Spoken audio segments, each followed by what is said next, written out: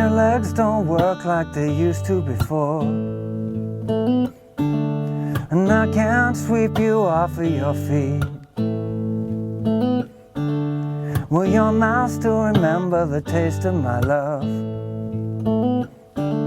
Will your eyes still smile from your cheeks? And darling, I will be loving you till we're 70. Baby, my heart could still fall as hard at 23. Now I'm thinking about how people fall in love in mysterious ways.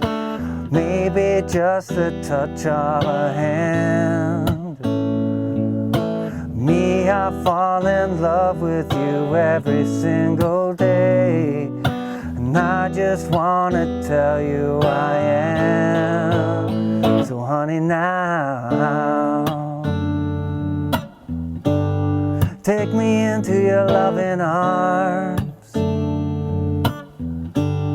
Kiss me under the light of 1,000 stars. Place your head on my beating heart. I'm thinking out loud, maybe we found love right where we are. Hey, how you doing? Justin here. Today we are checking out Thinking Out Loud by the brilliant Ed Sheeran. This is a beautiful song, really pretty simple chords, a really interesting rhythm pattern, a little bit of fingerstyle. We're playing some bass notes, a little muted hit on the backbeat. Lots of fun. Let's get to a close-up and check out how to play it.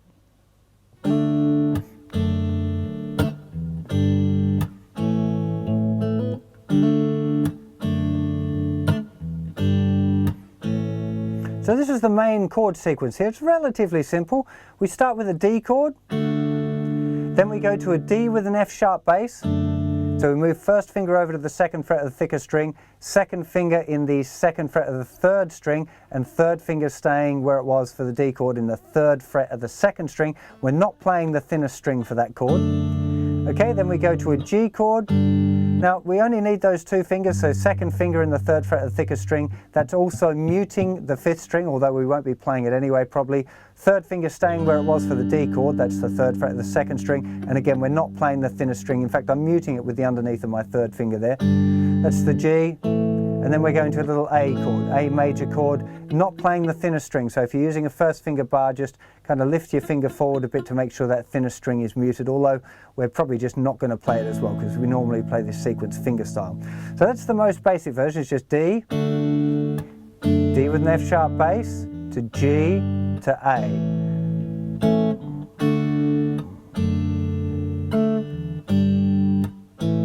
Okay, now there's a couple of little variations that happen. First of all, on the D, it's a little hammer on with the first finger for the very first D chord. Now usually, to be honest, I'm not playing the thinner string, so I don't need my second finger down. Third finger is laying slightly flatter than normal in order to deliberately mute the thinner string. And I just play actually the fourth string, third string and second string anyway, but we'll have a look at the fingerstyle part in just a second. So you can get a little hammer on there, D with the F sharp bass, G, A, and then there's this little hammer on here from the second fret of the third string, putting the third finger down as a hammer on in the fourth fret of the third string. So D, G with an F sharp bass, G, A, and just got that nice little hammer on.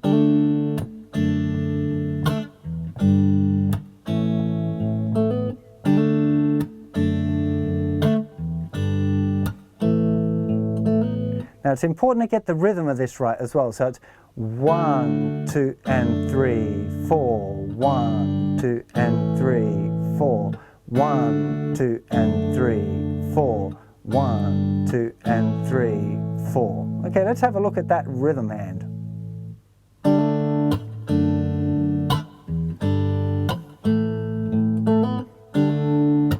Okay, so that's the way that we're playing the rhythm.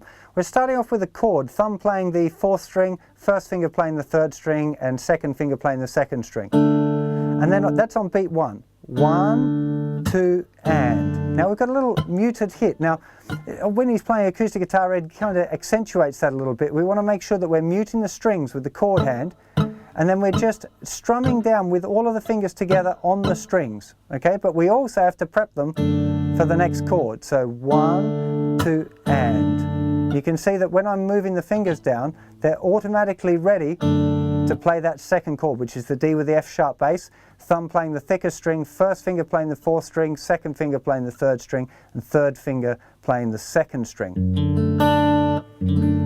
Okay, so 1, 2, and 3, 4. And there's another hit on 2 and 4, so it's called playing the backbeat. 1, 2, and 3, 4. 1, 2, and 3, 4. And then I'm using my second finger, but it wouldn't really matter which string you want to pluck the third string to the little hammer on. 1, 2, and 3, 4. 1, 2, and 3, 4.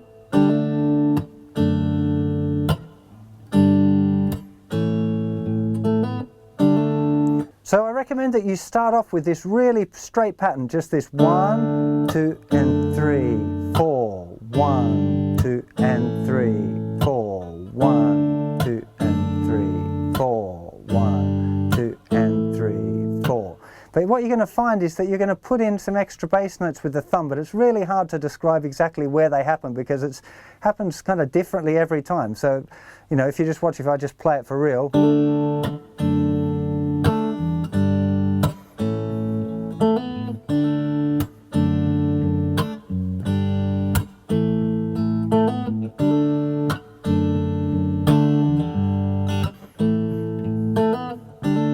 You know, you can really, once you get the feel of it, and mainly you're sticking with that backbeat, you know, that's the big deal, is trying to keep that. And notice well that that little hammer-on gets lost as well. Once it gets to the chorus, it just stays on the A. Here, A. There's none of that little hammer-on stuff going on. So let's run through that now one more time. So we got D with an F sharp bass, G to A, D. When your legs don't work like they G to an A.